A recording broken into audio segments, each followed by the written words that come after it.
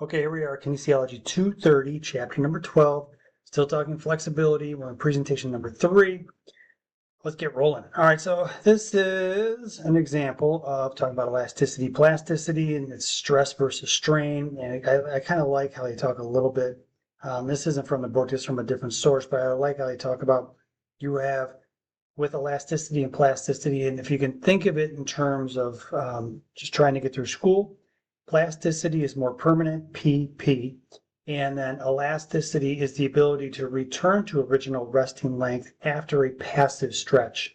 So I stretch somebody out, go ahead, we lengthen the hamstring, as I was mentioning, we win them over, their foot stops shaking a little bit, and then when we stop, the muscle goes back to its original length prior to my stretching event with that client. If we have longer term results and the hamstring remains lengthened, that becomes a matter of plasticity. It's more permanent. And you can think of it like a rubber band. I always jokingly describe the body when I'm stretching people as kind of like a series of interconnected rubber bands. One goes from the big toe around the bottom of the foot, the back of the leg to the hip. And people can usually visualize that. They can usually wrap themselves around that concept a lot better than me trying to describe gastroc soleus, semimembranosus, semitendinosus, blah, blah, blah, blah, blah. It just doesn't, it's a way to talk at their level so people can understand our bodies are these series of muscles that all kind of work together. They're kind of like rubber bands to a certain degree. And it just seems to have worked my entire career for that. All right, so here we go. We have several main types of stretching techniques. And they fall into these main categories that the book provides. You have ballistic, dynamic, static, and you have proprioceptive neuromuscular facilitation, PNF. Flexibility can be further categorized into both active and passive stretching, which we'll talk about here a little bit further. But active is when the person who is stretching supplies the force of the stretch.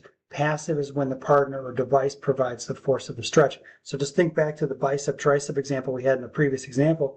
When I contracted my bicep, my tricep has to relax.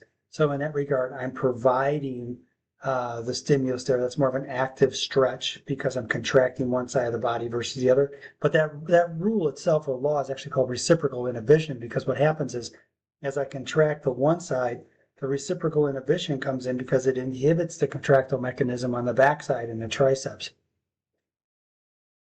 Active stretching, it's all about the person who is stretching their own muscles is providing the force of a stretch. So whatever context you use, whether it's reciprocal inhibition, whether it's that bicep curl like I was talking about, or a tricep extension, it's the person applying the force to actually get the stretch. Passive is when you have a partner stretch, like I was mentioning, the person has their hand, or I'm stretching their hamstring, I'm using my hand, I'm kind of pushing with on their heel, and the foot is shaking a little bit. That would be a passive stretch for that person on the floor. PNF is a technique where you're doing contract, relax, or stretch, relax cycles over and over to elicit a greater training response, to have a little more, as we said earlier, you have elasticity and plasticity. So the sit and reach test. All right, so you can make the argument when you look at this. You go, okay, the sit and reach test, the person was sitting and reaching forward. Gravity will help this person here. And gravity will help that person because the weight of their torso will actually help them come down towards the floor, which allows them to reach out a little bit further. The person who is standing over here to the right has a much greater advantage because of gravity helping them, right? So it's kind of important to understand the driver here and what's actually helping you do the work. And in terms of like active or passive stretching, you're looking at this going, well, perhaps it's the sit and reach and she's using a little bit more core, and that's allowing her to create more trunk flexion, and that's allowing her to reach forward. Okay, I can make that argument. I can maybe go there, but I will tell you that you have gravity kind of helping the cause. And the other part that helps here, if we're thinking reciprocal inhibition, we're trying to measure the flexibility of backside mechanics. So if I contract my bicep, my tricep relaxes. If I contract my tricep, my bicep relaxes.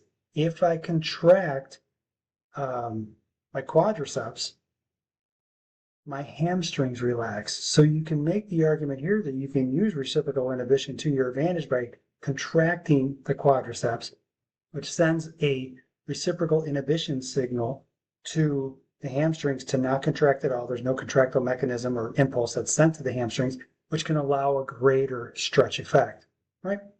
But what happens though is, I say if I walked up and I grabbed her wrist and I gave her a pull towards me and I'm standing on this side of the box, that would be very much a passive stretch, 100%. But in this example, it's not as easy to see sometimes because we're talking about an unseen force that is gravity. So you just got to understand the drivers at play, where the resistance is coming from, where the assistance is coming from, and how gravity can have an effect, not only in terms of lifting a weight, but how gravity can have an effect in terms of helping you with a stretch. And we'll see that here a little bit more in a second. So if we look at these two side by side, these are both, there we go, clamshell upper body. As the person is doing this clamshell upper body and brings the right arm up and over, at that point, gravity actually becomes an assistance. It pulls down on the mass of the arm to be able to get a greater stretch across the chest from one fingertip to the other. Conversely, when we look at lower body mechanics over here, as we go into hip abduction on the right side, gravity plays a role in causing there to be more work in glute med. So notice how it's still the same basic side lie position. And within that same basic side lie position, you have gravity affecting as a driver to cause a contraction, and then you're having gravity affecting the human body to cause elongation. So, you can use gravity as a tool in a stretching side as well as a strengthening side. And even on this example over here, the upper body clamshell, when the person goes from fingertips on the floor together and they begin to open their arm, gravity is actually working as a driver to cause them to do work on the posterior side of the right shoulder. It's not until the arm gets completely vertical with the floor that the effects of gravity as a driver of work shut off, and then the effects of gravity as an assistance kick in. All right, so now it becomes a very much a passive type of stretch because of the effects of gravity. So I would just stress with you as you start to do some of these, you go ahead and just kind of look at how you can use things around you as a tool, and gravity is, geez, the simplest one. So they list 3 disadvantages to ballistic stretching. There's an increased danger of exceeding the extensibility limits, how far it can extend. The book makes it very technical here, but how far the limb itself or the joint itself can actually be extended. There's greater energy requirements, and there's activation of the stretch reflex. But I would also say when you look at ballistic stretching is going to full end of range of motion, and then you bounce at that full end range of motion. That's pretty well defined in a test question somewhere else.